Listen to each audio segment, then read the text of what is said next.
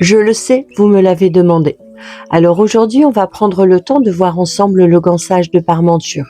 Une finition que vous êtes nombreuses à vouloir maîtriser parce qu'elle change vraiment l'allure d'un vêtement. Au-delà de ce projet, c'est une technique que vous pourrez réutiliser dans beaucoup de réalisations. Elle permet d'obtenir un intérieur propre, net et durable, presque aussi beau qu'à l'extérieur. Je vais vous montrer une méthode simple, précise, avec quelques astuces pour vous faciliter le geste et obtenir un résultat dont vous serez fier. Installez-vous tranquillement, on commence. Commençons tout d'abord par observer les ailettes du ruban de biais. En y regardant de plus près, vous distinguerez un côté légèrement plus petit que l'autre. Une différence de 1 mm. C'est par ce côté que nous commencerons la pose du ruban de biais.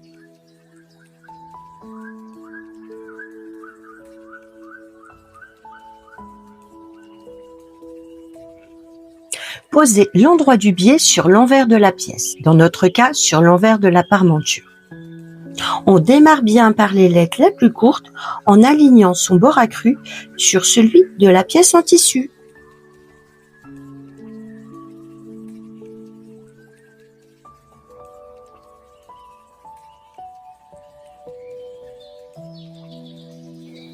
Assemblez au point droit dans le premier sillon du ruban de biais, sans trop tirer ni trop laisser de lest. Le biais se pose naturellement, principalement dans les parties courbes. Écrasez la couture d'assemblage avec votre ongle. Je vous déconseille d'utiliser votre fer à repasser qui pourrait détendre le biais. Pour plus de facilité, vous pouvez, si vous le souhaitez, dégarnir de 2 mm les valeurs de couture. Maintenant, rabattre le biais sur l'endroit du tissu, envers contre endroit, en faisant en sorte de recouvrir de 1 mm la couture précédente. Posez des pinces ou des épingles selon vos préférences.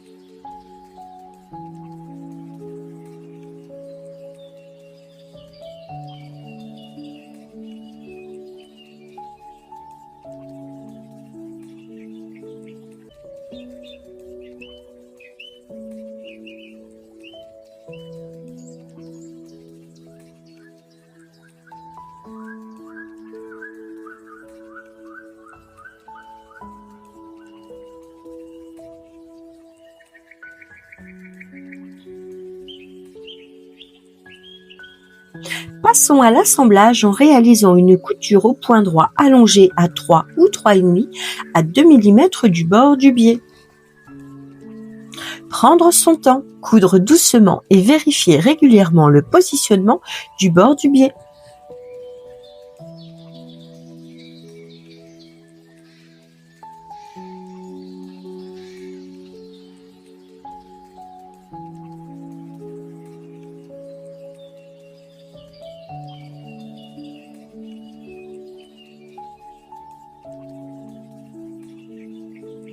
Et voilà, vous avez réussi la mise en œuvre d'un biais à cheval. Félicitations!